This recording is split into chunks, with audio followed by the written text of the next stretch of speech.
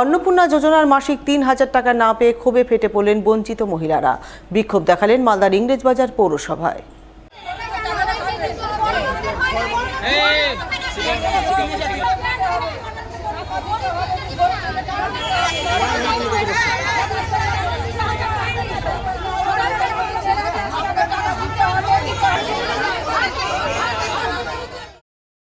বৃহস্পতিবার এই ঘটনাকে ঘিরে ব্যাপক উত্তেজনা তৈরি হয় ইংরেজবাজার পৌরসভা চত্বরে। এদিন ইংরেজবাজার পৌরসভার বিভিন্ন ওয়ার্ডের শতাধিক মহিলা পৌরসভায় ভিড় জমান। তারা অন্নপূর্ণা যোজনার টাকা না পাওয়ার অভিযোগ তুলে পৌরসভায় এসে বিক্ষোভ দেখান। বিক্ষোভকারী মহিলারা দাবি করেন তারা সাধারণ গৃহবধূ, পরিবারের অবস্থা ভালো নয়, অথচ তারা অন্নপূর্ণা যোজনা প্রকল্পের সুবিধা থেকে বঞ্চিত হয়েছেন। তাদের অ্যাকাউন্টে অন্নপূর্ণা যোজনার টাকা ঢোকেনি, অথচ যে সমস্ত মহিলার পরিবারের আর্থিক অবস্থা ভালো তারা এই প্রকল্পের সুবিধা পাচ্ছেন। তাদের অ্যাকাউন্টে প্রকল্পের মাসিক ৩,০০০ টাকা ঢুকেছে, কিন্তু তারা সুবিধা থেকে বঞ্চিত হয়েছেন। কেন হয়েছেন তার জবাবদিহি চাইতে এসেছেন পৌরসভায়।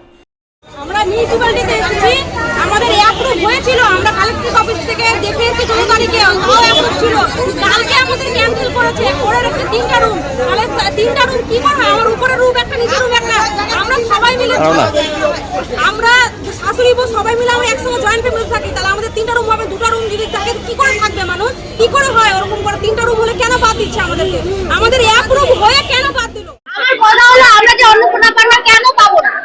আমরা তো ফুটপাতে কাজ করি, আমরা কেন পাবো না অন্নপূর্ণা ভান্ডার? যারা চাকরি করছে তারা পাচ্ছে, যারা বড় বড় ইঞ্জিনিয়ার তারা পাচ্ছে। তারা কেমন করে ভেরিফিকেশন করছে? সরকার কেমন কাজ করছে? 3টা রুমে কে কে ঘুমাবে? শ্বশুর শাশুড়ি মা বাবা সবাইকে এক জায়গায় নিয়ে ঘুমাবো? একটা রুম পারলে আমি সবাইকে দিব? 3টা রুম কার নাই? সরকার কি করে? সরকার কি চাচ্ছে? ভাই বোন মা বাবা শ্বশুর শাশুড়ি সবাই ঘুমাবো, শ্বশুর শাশুড়িকে বৃদ্ধাশ্রমে পাঠাবো। সমস্যা হচ্ছে আমরা এই যে অন্নপূর্ণা ভান্ডারের যে সমস্যা নিয়ে এসেছি, কিন্তু এখানে কিছুই দেখাচ্ছে না। যেটা আমরা মোবাইলে দেখছি পাচ্ছি সেটাই করছে, এটা কোনো সমাধান করছে না। আমরা এই টাকার জন্য প্রচুর কষ্ট। আমরা 3 মাস থেকে মেয়েকে পড়াতে পারছি না প্রাইভেট। আমি এই লক্ষ্মী ভান্ডার পেতাম, মেয়ের বেতন দিতাম, সেই বেতন আমি দিতে পারিনি, মাস্টারের বেতন আটকে গেছে। আমরা প্রচন্ড গরিব মানুষ, কিন্তু আমাদের গরিবদের পাচ্ছে না। আমার পাড়াতে অনেক বড় লোকরা পেয়েছে, যাদের পয়সা আছে তারা পেয়েছে, কিন্তু আমরা গরিবরা পাইনি। আর আমরা যারা 3 মাস থেকে পাচ্ছি না, 3 মাস থেকে, তারা প্রত্যেকেও এবার পাইনি, তাদের কিন্তু ইনকোয়ারিও হয়নি। সবারই হচ্ছে দরকার আছে অন্নপূর্ণা ভান্ডার, ঠিক আছে? একজনকে দিবে, একজনকে দিবে, এটা তো হয় না। গরিব মানুষকে তখন সবাইকে বলেছে যাওয়া উচিত, তো যাওয়া দরকার আছে। এখানে একজনকে দিচ্ছে, একজনকে এত হ্যারাসমেন্ট করার কি দরকার আছে? এই যে ভেরিফিকেশন একটার পর একটা ভেরিফিকেশন কেন হচ্ছে? যাদের গরিব মানুষদের বেশি দরকার, ওদের ওটাতে 1 ফোঁটাও পাচ্ছে না। যাদের দরকার নেই তাদের অ্যাকাউন্টে ঢুকছে কেন? আমার একটাই নিবেদন, যদি আপনাদের দেওয়ার হয়, ইচ্ছে হয়, প্রত্যেক মা বোনকে দিন, আর তা না হলে কাউকে দিবেন না।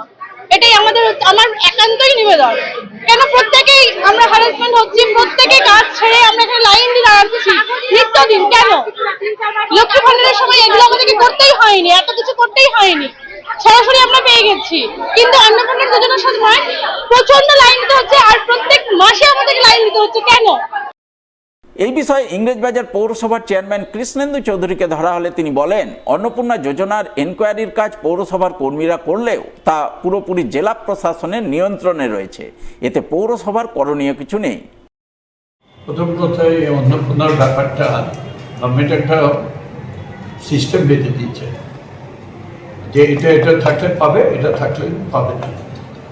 তো যারা ফর্ম ফিল আপ করেছে হয়তো ভুল ত্রুটি হয়েছে, ফলে এটা হোল্ড করে গেছে, তারা এসছে। আর আমাদের এখানে এসে জমা নিতে হবে। মেন কাজ হচ্ছে ডিএম অফিস থেকে।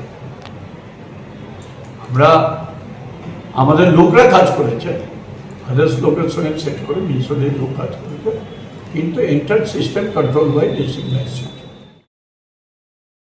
ফুটপাত দখলমুক্ত করতে বৃহস্পতিবার ফের অভিযানে নামল মালদা জেলা প্রশাসন। ফুটপাত দখলমুক্ত অভিযান চালালো মালদা শহরের রথবাড়ি মোড় থেকে কানির মোড় পর্যন্ত এলাকায়। এদিন প্রশাসনিক আধিকারিকরা পুলিশকে সঙ্গে নিয়ে শহরের রথবাড়ি মোড় থেকে অভিযান শুরু করেন। রাস্তার দুধারে ফুটপাত দখল করে বিভিন্ন দোকানপাট, বেআইনি বাইক ও গাড়ি পার্কিং দ্রুত সরিয়ে দেন। ফুটপাত দখল করে ব্যবসা চালিয়ে যাওয়া ব্যবসায়ীদের ফুটপাত ছেড়ে দেওয়ার নির্দেশ দেন, যাতে পথচারীরা স্বচ্ছন্দে ফুটপাত দিয়ে চলাচল করতে পারেন। অন্যথায় আধিকারিকরা প্রশাসনিক পদক্ষেপ গ্রহণের হুঁশিয়ারি দেন ফুটপাত জবরদখলকারীদের।